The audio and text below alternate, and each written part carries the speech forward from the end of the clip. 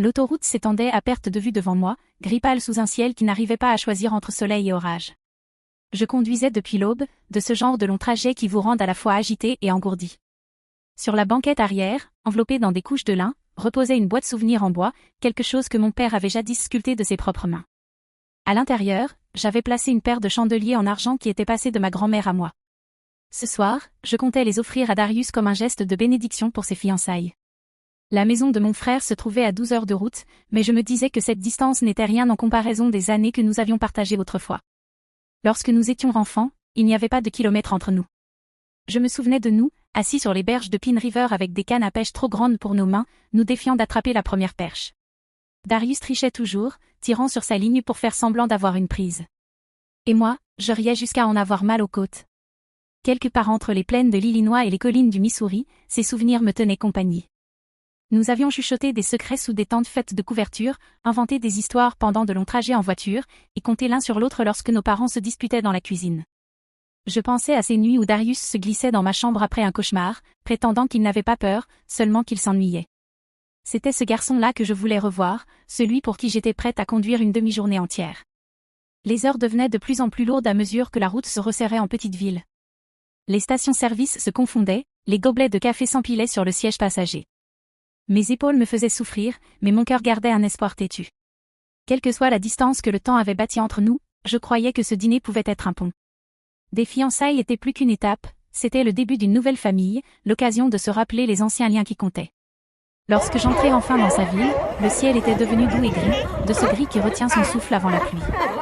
Je réajustai la boîte sur le siège à côté de moi et murmurai, comme si les chandeliers pouvaient entendre, ça en vaut la peine. Quand je tournai enfin dans la rue de Darius, je sentis le poids de l'épuisement se mêler à l'anticipation, les deux pressant contre mes côtes tandis que je me garais dans son allée. Le quartier était calme, du genre où toutes les pelouses semblaient coupées à la même longueur, où chaque porche portait une couronne identique. La maison de Darius se dressait plus grande que je ne l'avais imaginé, avec ses lignes nettes et ses angles précis. Rien à voir avec la maison où nous avions grandi. Je restai un moment assise, moteur éteint, les mains sur le volant, me répétant que ce long voyage en valait la peine. La boîte en bois me parut plus lourde lorsque je la soulevai du siège. Je redressai les épaules, montai les marches et frappai à la porte. Pendant quelques secondes, je n'entendis que le faible éclat de rire venant de l'intérieur. Puis la porte s'ouvrit. Ma belle se tenait là, la main encore sur la poignée, ses yeux s'écarquillant juste assez pour trahir la surprise avant de reprendre une expression plus froide. Elle jeta un regard derrière moi, comme pour vérifier si quelqu'un d'autre m'accompagnait, puis reporta son attention sur la boîte que je tenais dans mes bras. « J'ai apporté quelque chose pour le dîner de fiançailles, dis-je, en forçant la chaleur dans ma voix. Elle pencha la tête, un mince sourire aux lèvres. Oh, dit-elle doucement. Ils ont eu le dîner hier. Ces mots tombèrent comme des pierres, chacun s'enfonçant plus profondément. Je clignai des yeux, croyant avoir mal entendu. Hier? Juste la famille proche, ajouta-t-elle presque en guise d'après-coup, bien que son regard ne quittât pas le mien. La boîte me brûlait presque les bras tant je la serrais. Derrière elle, j'entendis des verres s'entrechoquer, des chaises grincer, le bourdonnement de gens que je n'étais pas censé voir. Je restai figé, le seuil entre nous plus solide qu'un mur. Le sourire de ma belle ne changea pas, mais elle ne se poussa pas non plus. Pendant un instant, j'ai cru que Darius apparaîtrait derrière elle, qu'il rirait et dirait qu'il s'agissait d'un malentendu. Mais les secondes s'étiraient et personne ne vint. Ma belle se déplaça légèrement et dit, presque poliment, peut-être une autre fois. Puis la porte se referma, doucement mais définitivement, me laissant seule sur le perron avec seulement le poids dans mes bras et l'écho de voix qui n'était plus pour moi. De retour dans la voiture, je posai la boîte sur le siège passager, comme une accusation à laquelle je ne pouvais échapper. Mes bras me faisaient encore mal d'avoir attendu sur le perron, espérant un accueil qui ne vint jamais. La lumière du porche brillait derrière moi, mais la porte ne se rouvrit pas. Personne n'appela mon nom. Seul le rire, étouffé par les murs, me parvenait faiblement, comme si j'avais déjà été effacé de l'image. Je fixai mon téléphone, m'attendant à tout instant à voir un message de Darius. Une explication précipitée, ou au moins des excuses. Rien. L'écran resta noir, le silence plus lourd que n'importe quel mot. Mon esprit se mit à dérouler les années, à dévider de petits souvenirs. L'anniversaire où j'avais conduit des heures pour le surprendre, pour découvrir qu'il était parti camper avec la famille de ma belle. Les appels qu'il promettait de rappeler mais qu'il ne fit jamais. Le week-end où j'avais réglé une facture qu'il jurait prendre en charge. Chaque souvenir revenait avec la même fin silencieuse, moi qui attendais, lui absent.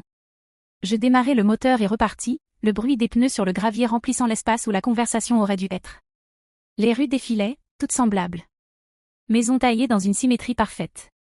Famille réunie derrière des rideaux. Chaque fenêtre éclairée me rappelait un endroit où je n'avais pas ma place. Quand j'atteignis la sortie de la ville, l'autoroute s'étendait comme un ruban sombre, ne menant nulle part en particulier. Je ne pouvais pas affronter le long trajet du retour cette nuit-là. Pas avec la boîte encore fermée à côté de moi. Je me garai devant un motel de bord de route, son enseigne au néon bourdonnant faiblement contre le crépuscule. Dans la chambre, le silence m'accompagna. Je posai la boîte sur la table, intacte, et m'allongeai sur le matelas raide. Mes yeux restèrent ouverts, suivant les fissures du plafond, tandis que les vieux souvenirs pesaient contre le rejet encore vif dans ma poitrine. Ce qui avait été autrefois rire et secret entre frères et sœurs n'était plus que le bruit d'une porte qui se ferme, me laissant avec un silence que je n'avais pas choisi. La nuit au motel se fondit dans le matin, me laissant agitée et vide. Lorsque je rentrai enfin chez moi, la maison me parut plus froide que d'habitude, son silence presque délibéré. Je posai la boîte sur la table du hall, incapable de la regarder en face, et me dirigeai directement vers le tiroir que j'ouvrais rarement. C'était un simple tiroir en bois dans mon bureau, mais je savais exactement ce qu'il contenait, l'histoire silencieuse de tous les sacrifices que j'avais faits pour Darius. La première enveloppe que je sortis était marquée d'encre bavée, le contrat de prêt que j'avais rédigé à la main lorsqu'il m'avait demandé de l'aider à lancer sa première entreprise. 12 000 $, de l'argent que j'avais grappillé à partir d'économies destinées à réparer mon toit. Il m'avait promis de me rembourser dans l'année. Il jurait que c'était le début de quelque chose de solide.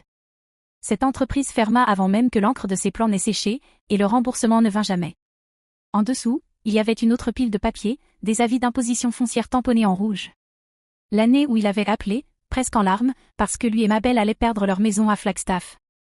Le lendemain matin, j'envoyai 27 000 $ sans hésiter. Il avait dit qu'il n'oublierait jamais ce que j'avais fait pour lui, qu'il régulariserait la situation dès qu'il serait sur pied. Je n'en parlais jamais à nouveau, même quand les mois devinrent des années. Puis il y avait la carte de crédit, celle à mon nom qu'il utilisait uniquement pour les urgences.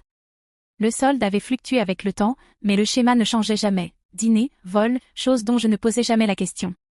Chaque mois, je la payais, me répétant que c'était plus simple que de déclencher une dispute. Je déposais les papiers un par un sur le bureau, les chiffres me renvoyant le reflet d'une confiance mal placée. Chaque promesse résonnait dans mon esprit, je te rembourserai. Je n'oublierai pas ça. Tu ne le regretteras pas, et pourtant, me voilà, assise dans une maison silencieuse, le tiroir ouvert comme une confession, les papiers flous devant moi, et pour la première fois depuis des années, je me demandais si ma dévotion ne m'avait pas coûté non seulement de l'argent, mais aussi le respect que je pensais avoir mérité. Ce soir-là, je m'assis à la table de la cuisine avec les documents encore étalés devant moi. Les chiffres ne ressemblaient plus à de l'aide. Ils ressemblaient à des chaînes que j'avais volontairement enserrées autour de mes propres poignets. Cette pensée me noua l'estomac. Je pris la carte de crédit et la tins dans ma main. Le plastique était usé, les bords adoucis par des années passées dans son portefeuille, glissés sur des comptoirs que je ne verrais jamais, payant des repas que je ne goûterais jamais. Mon nom y était imprimé. Pourtant, elle n'avait jamais vraiment été à moi. Je pris le téléphone et composai le numéro inscrit au dos. La voix à l'autre bout était polie, efficace, me demandant de confirmer ma décision. Oui, dis-je, ferme et clair. Annulez-la, avec effet immédiat. Quelques frappes plus tard, la ligne tomba silencieuse, et le poids que je ne savais pas porter disparut aussi. Je me laissai retomber sur la chaise, l'air autour de moi plus net, plus libre. Pendant des années, je m'étais dit que le sacrifice était de l'amour. Que couvrir ses dettes, le renflouer, maintenir la carte ouverte, tout cela signifiait que j'étais une bonne sœur. Mais l'amour transformé en obligation cesse d'avoir l'air d'amour. Il commence à ressembler à de la faiblesse. La maison était silencieuse, ce genre de silence qui m'oppressait après le décès de Thomas. Ce soir-là, il semblait différent, moins vide, davantage comme un espace qui m'était rendu. Je pensais aux années où j'avais confondu dévotion et silence, au moment où j'avais laissé la culpabilité guider mes choix. Peut-être que le respect n'avait jamais manqué de son côté. Il avait manqué du mien. Quand je me couchais enfin, je m'attendais à ce que le tourbillon de regrets m'empêche de dormir. Au lieu de cela, je fermais les yeux et m'endormis rapidement, la poitrine libérée. Pour la première fois depuis des semaines, peut-être des mois, je dormis sans rêver de porte se refermant devant mon visage. Au matin, je me réveillai avec une clarté que je ne savais pas capable de porter. 5 jours passèrent avant que le téléphone ne sonne enfin. Je taillais les dernières roses d'été dans le jardin lorsque je vis le nom de Darius s'afficher à l'écran. Pendant un instant, je laissai sonner, me rappelant toutes les fois où je l'avais appelé pour être ignorée. Cette fois, je laissai sonner 2 fois avant de répondre. « Hélène » dit-il, sa voix aiguë et tremblante. La carte ne fonctionne pas. Pas de salut, pas de pause, juste la panique pressée dans ses mots. Je pouvais entendre des voix en arrière-plan, ma belle, urgente et sèche, et le bruit étouffé de quelqu'un frappant, peut-être un livreur à la porte. Un bébé pleurait quelque part dans la maison. Des papiers bruissaient. Les contours de son monde semblaient effilocher, se défaire. J'ai essayé 3 fois, continua-t-il, le souffle court. Ils disent que c'est refusé. On a des factures, des gens qui attendent. Que se passe-t-il? Le moment s'installa sur moi comme un étang immobile. Pas de pouls qui s'accélère, pas de précipitation pour arranger les choses, juste le calme. La même carte qui m'avait autrefois attachée à ces urgences ne me liait plus. Je l'ai annulée, dis-je doucement. Il se tut, la ligne grésillant entre nous. Puis vint le son de l'incrédulité, le demi-rire que je connaissais si bien. Quoi, Hélène? Tu ne peux pas. Comment sommes-nous supposés? Je fermai les yeux et respirai l'odeur des roses coupées. Elle n'a jamais été censée être à toi, Darius. Ces mots dégringolèrent, passant de la colère à la supplique. Juste le temps que je m'organise. Je te rembourserai. Je le jure cette fois. Ne me laisse pas tomber comme ça. S'il te plaît. Mais rien en moi ne bougea pour répondre à cet appel ancien. Je laissai le silence s'étendre, remplissant l'espace où vivait ma peur. Il attendait, s'attendant à la version de moi qui se précipitait toujours pour adoucir le choc. Elle avait disparu. J'ai oublié, dis-je enfin, mon ton ferme. Avant qu'il ne puisse répondre, je raccrochai. Les roses à mes pieds semblaient plus éclatantes, leurs pétales ouverts au soleil déclinant, comme si elles savaient qu'un poids avait été déplacé. Les appels ne s'arrêtèrent pas après ce premier. Darius rappela dans l'heure, puis à nouveau le lendemain matin. À chaque fois, sa voix changeait, oscillant entre tons comme un homme essayant différents masques. D'abord la colère, des syllabes sèches et tranchantes pour me coincer. Puis la raison, ces mots adoucis, reprenant l'ancien rythme de persuasion que je connaissais depuis l'enfance. Enfin, le désespoir, la voix d'un garçon me suppliant de ne pas le laisser derrière. Je l'écoutais passer par toutes ces étapes, de la même manière que je l'avais écouté tant de fois auparavant. Je me souvenais de son sourire quand il avait besoin de quelque chose, de sa capacité à tisser son charme dans la culpabilité jusqu'à ce que je ne puisse plus distinguer l'un de l'autre. Pendant des années, cela fonctionnait. J'avais cru en lui-même quand je n'aurais pas dû, confondant son besoin de proximité avec la preuve d'amour. Mais debout dans ma cuisine maintenant, le téléphone contre l'oreille, je réalisais que le charme était brisé. Il ne m'apportait plus de chaleur. Il me rappelait seulement combien j'avais donné sans poser de questions. « Hélène, dit-il encore, sa voix se brisant. Tu ne comprends pas ce qui est en jeu. Juste un peu plus de temps. » Je fermai les yeux, laissant le silence s'étirer entre nous jusqu'à ce que ces mots se réduisent en statique. Puis je parlais, assez doucement pour que même moi je remarque la différence en moi. J'ai oublié. Le silence qui suivit fut plus lourd que sa colère, plus tranchant que sa supplique. Avant qu'il ne puisse trouver une réponse, je mis fin à l'appel. La maison s'installa autour de moi, non plus pesante, simplement immobile.